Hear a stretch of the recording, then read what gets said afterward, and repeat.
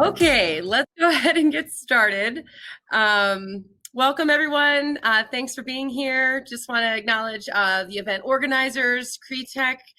Thanks for your efforts to bring us together virtually. Don't forget to visit all of the wonderful sponsors in the virtual expo. The Switch Automation Group does have a team there in our virtual booth, so we're happy to chat more about Switch and about what we're doing here with our solution. But with that, I think we're going to go ahead and get started. So I better pull up my slides here. And Casey, can you let me know that you can see my slides? Yes. Awesome. Yeah. Wonderful. Okay, let's get started. So we're going to start with some panelist introductions. I'll go ahead and go first. My name's Patty Mason. I'm the Vice President of Operations here at Switch. I'm based in Denver, Colorado. My experience in the industry has primarily been in sustainability, as I worked in the mountain region for U.S. Green Building Council, helping to advance the green building rating systems of GBCI. So with that, Joe, why don't you go next and provide an introduction, a little bit about yourself and what brings you to the panel today. Yeah, thank you, Patty and Casey. It's great to join you on the stage as well.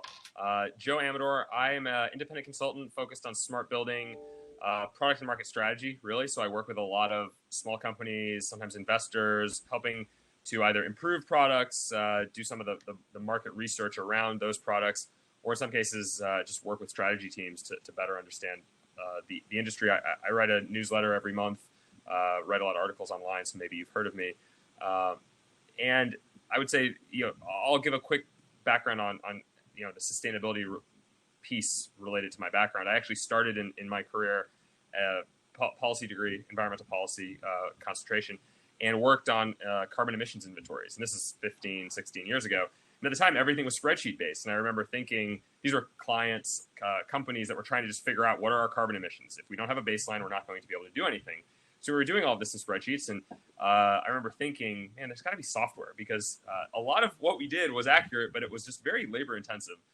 So then I realized that really, even before Mark Andreessen said software was eating the world, I just realized there's probably going to be a software play here. So I started as a sales engineer, then I got into product management, worked at Johnson Controls, a big company, and then a small company in product, and I've been doing this for the past 5 years. So sustainability is definitely part of the background, at least with my experience. Thanks, Joe. And Casey, how about you next? So hi, everybody. I'm Casey Talon, the Director of Smart Buildings Impact at Switch. I am a new member of the Switch team. I'm thrilled to be here. I'm coming from a background in, similar to Joe, environmental science and policy and economics. And what started really as a passion around defending environmental issues evolved quickly into climate change. And I'm really passionate about the potential to decarbonize and reach some of those goals through technology in the built environment. So really looking forward to helping the Switch team advance awareness and adoption of smart building technologies to advance sustainability and climate goals. Fantastic. Thank you, Casey and Joe. And I do believe we have a poll that's posted just to help our panelists get a little bit more familiar with the audience. So if you have a chance, go ahead and give us a quick response to our poll. Also, we have someone that's got their eyes on the chat. So if you've got questions or comments, by all means, please use that chat function so we can make this as engaging as possible. I don't anticipate unmuting anyone or pulling you into the speaker role. However, we have that ability. So if someone really wants to be heard, just let us know in the chat, and we'll do our best to work the technology.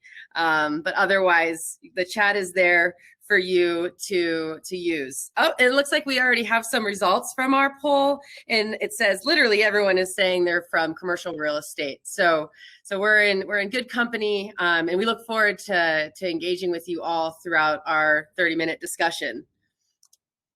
All right, so what is data-driven sustainability?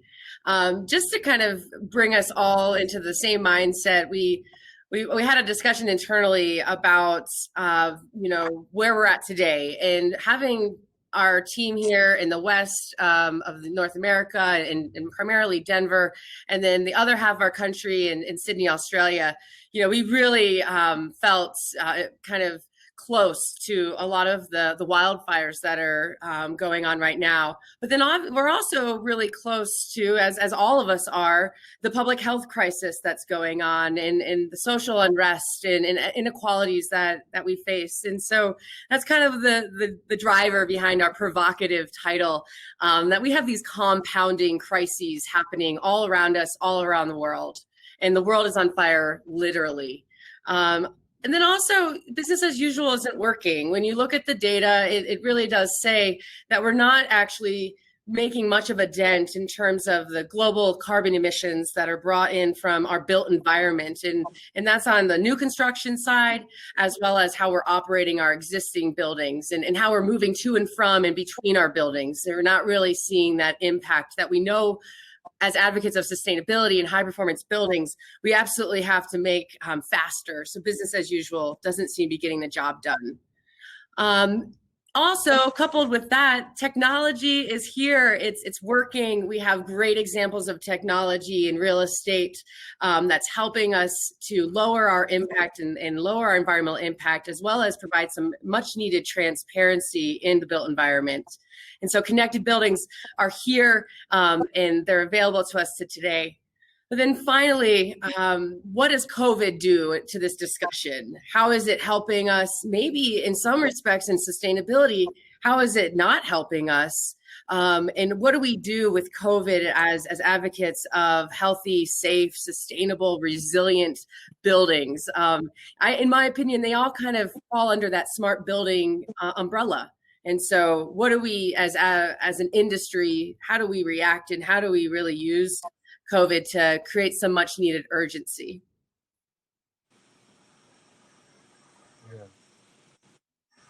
Joe, did you want to? Yeah, I was just going to say, we're certainly seeing, the theme that I have heard that seems to make a lot of sense is we've seen just acceleration. Everything that's happening is just accelerating the trends. Sure, that's an easy thing to say because you can just point to any of the trends we're seeing and say, oh, there's just acceleration. But I certainly see the compounding crises, to take your term, which I think is right, accelerating trends. Also, in the time of crisis, people do things that maybe they weren't already going to do, and then they look back and say, oh, that worked. And a good example there is being able to remotely connect to your building, where in March, April, a lot of buildings, there weren't employees or tenants or occupants coming to those buildings, of course, but even the building managers, which the buildings didn't shut down. It's a really bad idea if it's a commercial office building to just shut it down. I'm sure everyone on this panel, or not panel, in the audience knows that. But that means you have to actively manage, right? So being able to do some of that remotely, going into the office a couple days a week, there were a lot of commercial building operators who might have been uncomfortable with that in the past and did it and said, oh, actually, this is a lot easier. Or, oh, wow, these technologies do work pretty well. Why didn't I do this last year or the year before? So I think that the acceleration, that's a good example. Thank you. Yeah, I love that. And as we move into this next slide and kind of take a look back over the last decade and think about, this isn't new. This idea of the crises that are impacting our built environment and impacting our power systems. And so this is just a little glimpse at some of those examples from a lot of us in here in the US thinking about Superstorm Sandy and how much that really led us and kind of catapulted us forward in some respects in terms of grid efficiency and resilient buildings. And then thinking about, hurricanes Harvey and rolling blackouts across the West, all of these types of blips have impacts, and oftentimes crisis does lead to action, but how do we sustain that action and how do we accelerate it? And so as we look kind of towards what's happening today with this, we'll stay with our compounding crisis, with public health crisis, as well as some severe environmental wildfires happening in greater intensity and greater frequency, as well as a record-setting hurricane season. I'm going to ask Casey a quick question here. How do you think some of this universal public health experience that we've had with COVID-19, how do you think that that's going to impact various sustainability mandates or initiatives at the real estate organization? Yeah, I mean, I think when you look at this timeline, it's really interesting that these really severe events happened, but there was a capacity to say, look, I don't live in New York. Superstorm Sandy is maybe a cautionary tale, but it's not going to impact me. Fast forward to the public health crisis, it's universal. Every single one of us recognize if we work in an office building, we're not going in, all of the day-to-day disruption. But as you said, the compounding piece, I mean, I think we're recognizing climate change is ultimately showing that this is a sustained period of disruption, and that for real estate, there is a very compelling argument to be made that there are solutions out there, technology available that will help you be resilient and really flexible. I mean, I think that's a huge piece of the puzzle, because I would argue that many folks are saying, this isn't a one-off, and major change has to be made. It's urgent. It is an emergency. This new era of sustained disruption is here. And so having that top of mind, recognizing that will impact the value of your real estate assets if you don't take action, because you want to do everything you can to make sure people can be in your buildings, and also plan for the future and how to respond. I mean, there are times disruption is inevitable with the uncertainty we're facing. And so, what can you do to best sort of future-proof your buildings, is what comes to mind when I think about that timeline. Yeah. I love it. I love future-proof. Oh, go ahead, Joe. Yeah, no, it's fine, Patty. The dynamics of speaking, obviously, I'm sure we're all getting used to this. But no, I was just going to add to what Casey said. I think what I've heard, actually, to bring it to kind of real world, what are we hearing? One thing I'll say is it seems like a lot of facility operators are coming up with contingency plans and understanding what are our options. Not necessarily let's do this, then do that. Let's take this action. In some cases, you do want to take action, but I think a better plan is to first just know if everyone comes back next week, that's probably not going to happen. But if they come back in a short timeline, what do I do? If people aren't coming back so soon, then what do I do? And we can dive into some examples there, but that's. Let's do it. That's a great segue, Joe, really, because now we're going to kind of set the stage. We went high level, global issues. Why is this important? And now let's kind of bring it into some practical examples. So Joe, in your experience, what do you see people doing right now as a reaction to the compounding crisis and the desire to future-proof real estate? Right. So I think that the more acute impact has been COVID versus a lot of the sustainability impacts we're seeing, or the changing climate is probably the best way to put it, right? So if you see wildfires, there's an immediate impact. We don't want to bring in as much outside air, or if we do have to bring in a lot of outside air, we want to make sure that our air filters are in good shape. Maybe you're replacing them more often, or at least monitoring to make sure they're not getting dirty, or they're not too dirty. So I think, though, in terms of what I'm hearing, seeing when I'm just talking to building operators about what they're doing, part of it is there's still this level of uncertainty. I think there's uncertainty of just what is the prescribed approach to respond to the pandemic. And you can look at ASHRAE guidance, ASHRAE being basically the professional society for air conditioning and refrigeration, heating and cooling.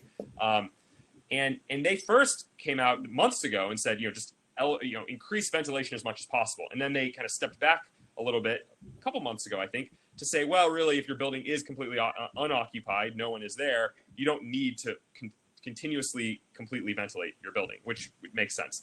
Part of that also could be fans use a lot of energy, right? So you might have gotten, as a facility operator, a couple months of bills and said, wow, and I had seen some studies or estimates, energy consumption in the whole building could go up 2x or even 3x if you just increase ventilation as much as possible. Again, that was, I think, generally accurate, but again, those are hard numbers to really figure out, since buildings can be controlled very independently. But those are big numbers, and buildings are using 40% of energy in the U.S. So there's a challenge there, both near-term spending the money to do that. So you're seeing a little bit of a step back there. And I think that has led a lot of operators to not necessarily take a huge amount of action yet, because still, when I talk to a lot of operators, buildings aren't that occupied yet. Also, things will probably look different in different parts of the country. One of the things that we're seeing with the pandemic is that there have been different hotspots at different times. So if you're going into a hotspot or coming out of a hotspot, the sensitivity around the tenants may be different. But but having that plan, there's a lot of different technologies out there, from just more ventilation, more filtration. There's UVC, which is UV lighting, which you can put that in, for example, into air handling units that can kill the virus. There are other ways of doing this. There are different pros and cons, and I think very much how your building operates. And then smaller buildings, for example, they may find we don't have the money for this, but we can open up all our windows, we can get really good airflow, and that may be a reasonable solution as well. I haven't talked to as many operators of small buildings, but I've definitely read and kind of seen some of the responses there. Yeah, I would echo that. I mean, I just yesterday had a conversation with someone at a REIT, and he was talking about the reality of this issue of you're now facing a new set of trade-offs where you have this pressure of compliance with balancing that with your corporate sustainability goals. And how do you sort of think through that? And I think technology has an interesting role to play with. Patty, I'm sure you're going to outline, but his point was sort of, you know, as we talked, it was obvious to sort of him that this new era makes indoor air quality, for example, table stakes. And what does that mean for your sustainability goals? And so kind of how do you address that with flexibility? And like you said, Joe, scenario planning, what kind of tools are there available for that? And how do you ensure that you can balance that in near term, maybe short term, serious requirements for compliance to make sure you can be healthy in that building, but then sustain your long-term goals by recognizing something else has to change, or how to course correct when that maybe shorter term crisis is over. So that's just something I think echoes, you know, exactly what you were saying, Joe. Yeah. Absolutely. And to bring it all back in, I think that what we're seeing with our customers is that you can't just look at these systems in isolation, that especially with the increase in uncertainty, it's the right time to be thinking about how your lighting might have impacts on your security and your HVAC on your occupancy. And so when you start to really like use that smart building technology approach, you're advocating to your customer that there's a reason that all of these systems should have some kind of communication across them. And also, as I move to my final slide, not only do you have all of these systems kind of interconnected, you also need to have people looking at the data. You know, smart buildings aren't going to replace the need for individuals to really kind of action that data. You need to still be analyzing and discussing across your team, especially in the events, you know, that we have going on today. You know, what is the greatest priority? What is our goal? Is the greatest priority getting people back into our building and tenants back into their leased spaces? Or do we have some other thing at play that we need to first and foremost protect our facilities staff, the maintenance team? We need to make sure that we're providing them a safe workplace, and do some staged approach for reentry. So as we start to think about switching to this data-driven process, especially in light of sustainability, you know, a lot of sustainability has been driven by strategy and specific applications at the site. You know, how do we achieve this high performance building with specific strategies? Well, the data-driven process would be encouraging you to really use the data to actually set the plan, and not have a plan. Yeah. Do you have something to add to that, Joe? Yeah, no, I was just thinking the exact same thing as you were speaking, Patty. I mean, you know, having a strategy is great. I'm not at all saying let's not have a strategy. You could argue climate change in particular. I mean, it's been decades in the making, maybe more than that if you look back at the Industrial Revolution, you know, over 100, 150 years ago. But maybe almost 200 years ago now. So, you know, there was a strategic intent there, even if we weren't trying. So now to get out of it, you need a strategy. But that doesn't mean don't use data. I think one of the points we talked about when we were just getting ready for this call was having more data will inform where the strategy can be most impactful. You know, that is hugely important. I mean, we were talking a little bit about in California, just to give another kind of real world example. I'm in California. So in California, I didn't realize this, but there was an article I was reading. Before the pandemic, there was a bill in our assembly to put a CO2 sensor in every single classroom, K through 12, I think public schools. I think it's more providing the funding. So it's not really regulating or requiring. It's just we're going to give funding. And the whole rationale here is CO2 buildup, which is very common in buildings, especially those that don't have good ventilation, can make people drowsy. A lot of large commercial buildings have what's called demand control ventilation, which will automatically sense CO2 and start ventilating more. Interestingly enough, a lot of operators I've talked to have disabled this because their initial thought was, let's just make sure everything's ventilating all the time. And a lot of these rooms won't have CO2 in them because there's no one in there, but we still want to ventilate. But that is a good solution. But even before that, just knowing, do we have a buildup in CO2? That's good for learning, keeping it low. But now you could argue that's just an analog for ventilation. So, and CO2 sensors, I mean, we have one in our house because we obviously are worried about wildfires at times of the year. Like $200, $150, and very accurate, gives you good data. And I can tell you, a lot of friends that I have said, oh yeah, we got one as well because of the wildfires. And sure enough, this is one person, so it's an anecdote. Sure enough, we found that there was a natural gas leak in our house, and we had PG&E came out within a day and they fixed it. And then I think somebody else I was talking to said, yeah, we kept getting headaches at night and we couldn't figure out why. And it's really good because we have a newborn, and you're hearing these things thinking having the data is really important. It's actually giving you the ability to make a decision and take action and develop a strategy. I mean, in your house, I don't know that you develop a huge strategy, but still, having a goal of let's keep our air clean. Yeah. So having that data, it was just everything you said resonated with some of those examples, Patty. Yeah.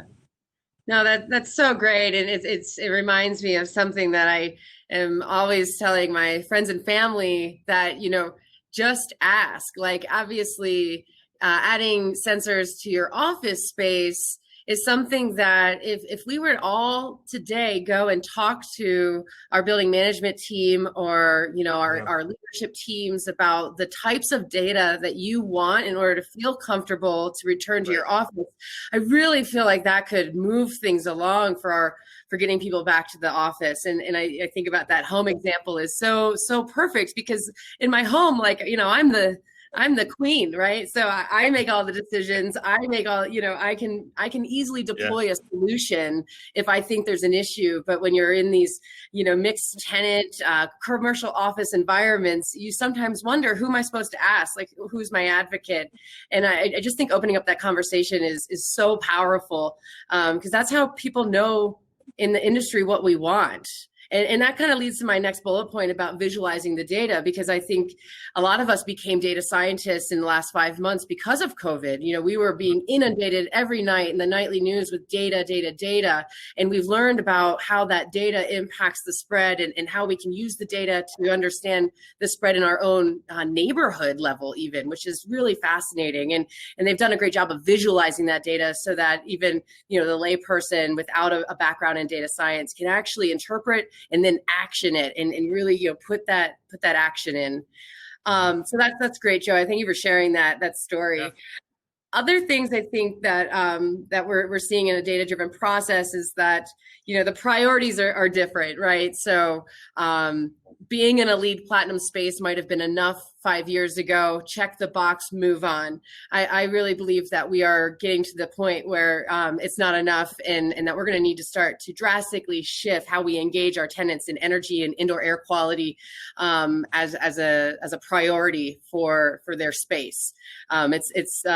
It's a journey, and it's not done in isolation. You really do need to have that collaboration between the tenant, the building management team, and then the ownership and who's funding the improvements, if that is in fact what needs to happen in order to get tenants back into your space.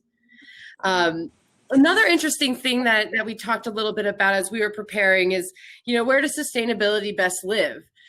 Is it possible, and maybe I'll throw this to you, Casey, do you think any thoughts on making sustainability and resiliency decisions at the site level or regional level versus the entire corporation, the entire real estate enterprise?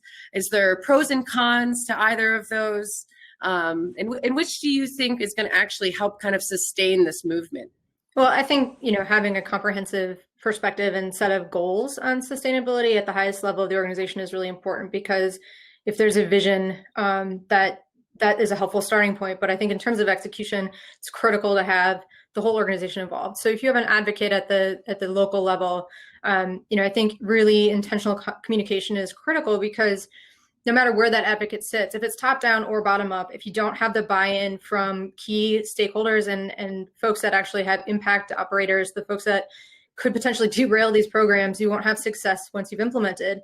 And so I think that there's a really important piece of setting a strategy and setting goals, and then being cautious about the investments that you make, leverage what you already have in terms of data and technology, and then build on that, but realizing that there are probably intermediate and long-term goals, and that you can be flexible with that, and you should invest in technology that are scalable, and that build over time, and making sure you help all of the stakeholders recognize that these investments and these programs have a direct impact on them and should be making their lives better, whether that's making sure your occupants recognize the place is safe, or maybe that is just amplifying your brand that you really are committed to sustainability. So you're going to have the best tenants and you're going to keep those tenants, or it's your operator knowing that they're really stretched thin and that these tools are going to help them with their day-to-day tasks on top of meeting corporate sustainability goals. So I think it's a top-down and bottom-up process. I don't think it can come from one or the other. I think there's a lot of examples too where, you may be confined to say, I have global corporate sustainability goals, but depending on your business model, you can't actually force implementation. But data can still be really viable because it will help you track where progress is being made and then maybe shift priorities where you do have control. So I think each of those elements, kind of impact that question. Yeah, I love that. Because even, despite, economic concerns and the downturn and maybe people wanting to be a little bit conservative on investing, it still does not negate the need to be gathering the data. The data is going to be there for you as the internal champion to when the time comes to be able to put it into action and to begin your journey.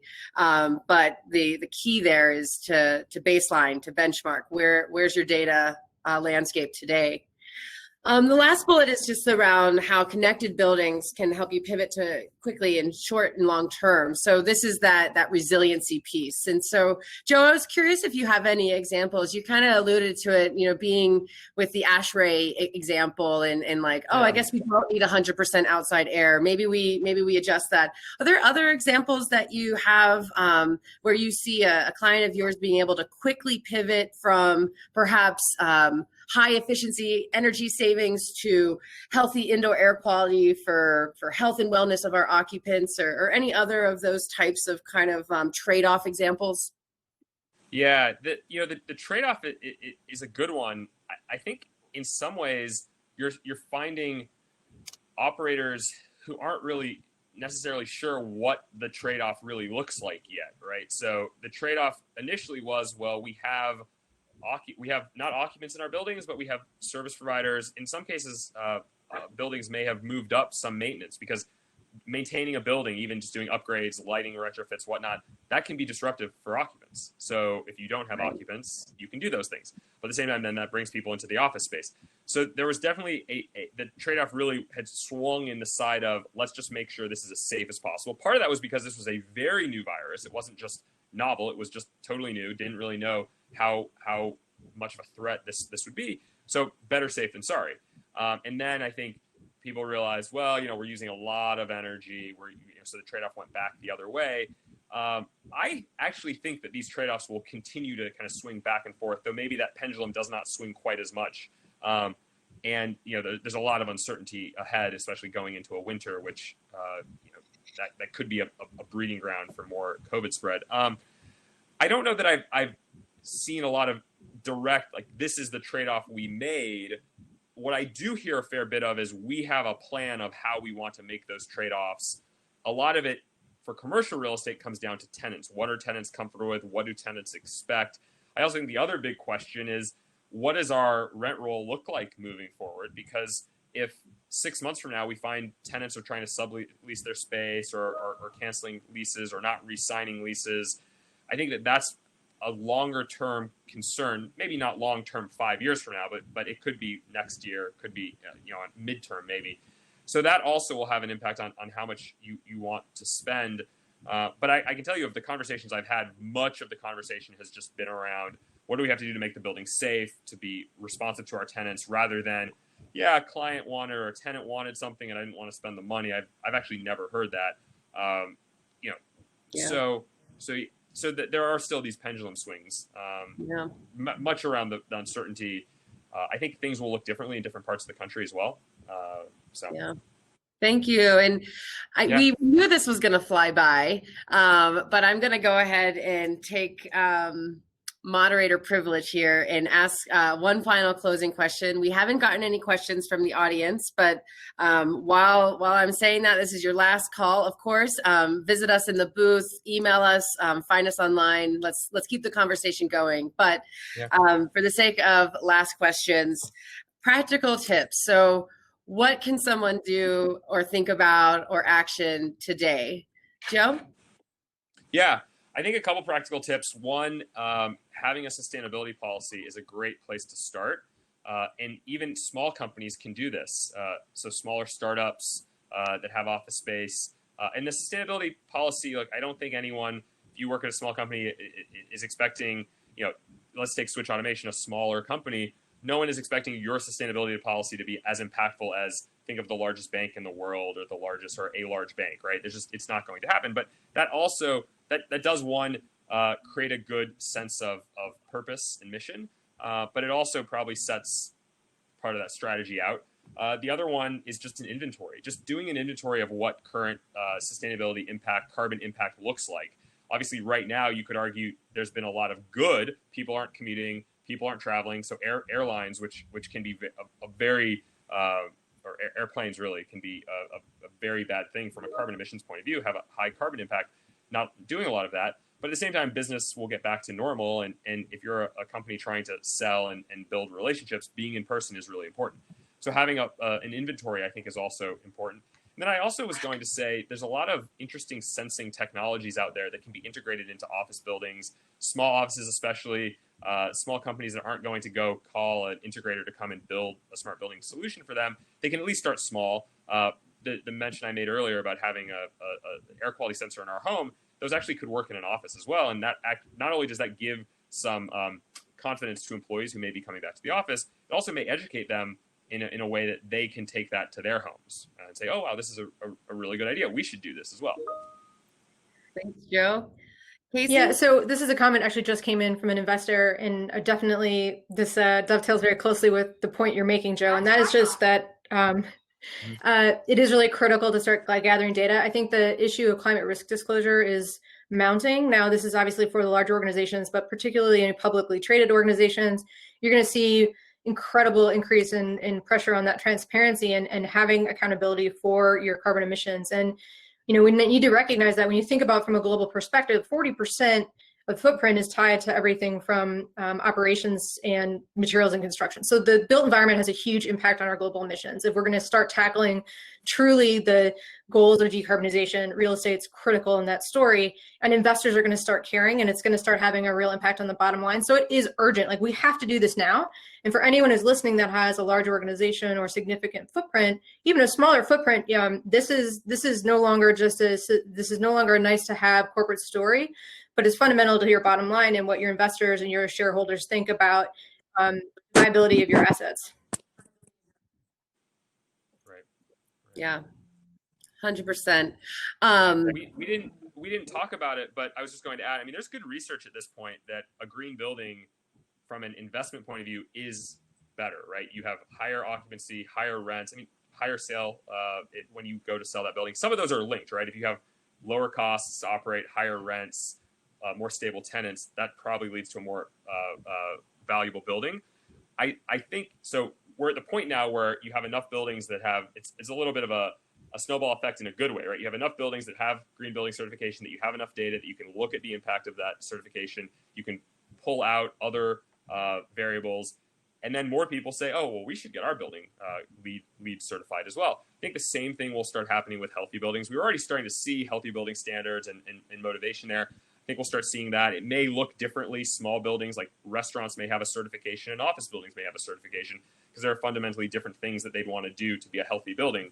But I see that being a good thing, right? Because then investors can look at these certifications as a way of quickly identifying which, where do we want to put our money? Where do we want to fund, our next investments? And I think smart building technology, we're seeing some certifications there as well. And maybe all of this merges together. A green building, a healthy building, a smart building, really they're all one thing. We're not there yet. Sorry, I just wanted to add that because No, Casey made a really good point. look at my language, Joe. I love that. I think that that's absolutely happening now and will be a part of how we work with our customers in the future. And what's really exciting when you think about some of these different certifications is that they're all evolving to performance-based. None of them are staying in the check the box, send in the documentation. Every single global standard that I've ever looked at, whether it's for high performance buildings or healthy buildings or even smart buildings, are truly focused on that performance. And so creating a performance-based strategy for sustainability and resilience will line your organization up for that. Whether it's for the climate risk disclosure, like Casey mentioned, or for just having increased asset value that Joe mentioned in terms of a certification that can easily help visually demonstrate to tenants, but then also to your investors and at time of sale is going to be hugely important when you're able to document the performance right now, not the plaque from 5 years ago. So we did get a question from the audience. So Casey and Joe, if you're able to hang out for a minute, Uma, if you're still with us, I would be happy to read this. Okay, let's do it. We're going to hang out.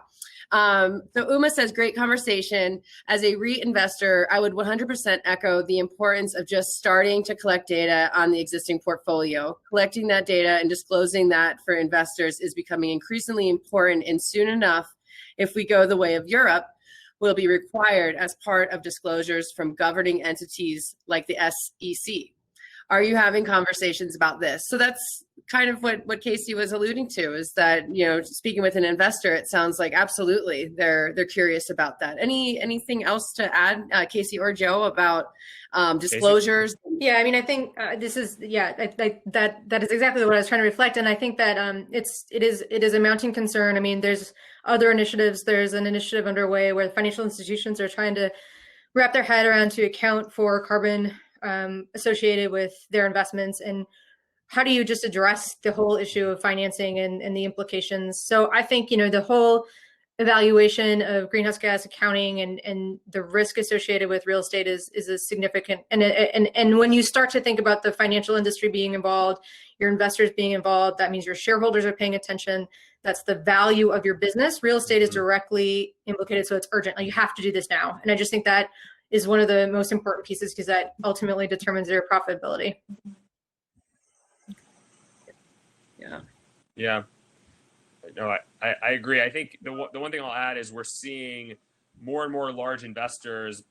BlackRock is a good example, but they're by no means the only one, saying, climate risk is that is a risk that we're going to consider in all of our investments. So obviously there are other risks you're going to look at if you're an investor.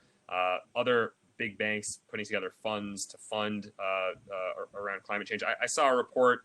I haven't read it, so the whole thing at least. I just saw it over the weekend. I think it was PwC has a climate tech report, and I think the website's really easy. It's like www.pwc.com/climate-tech.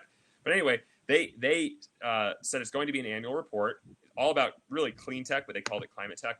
And one of the things in there, I didn't dig into what this includes, but it said that there's actually been, over the past couple of years, more investment, VC investment in climate in clean tech than in AI. And they said, look, everyone's talking about AI all the time, which is maybe an overstatement, but it's everywhere.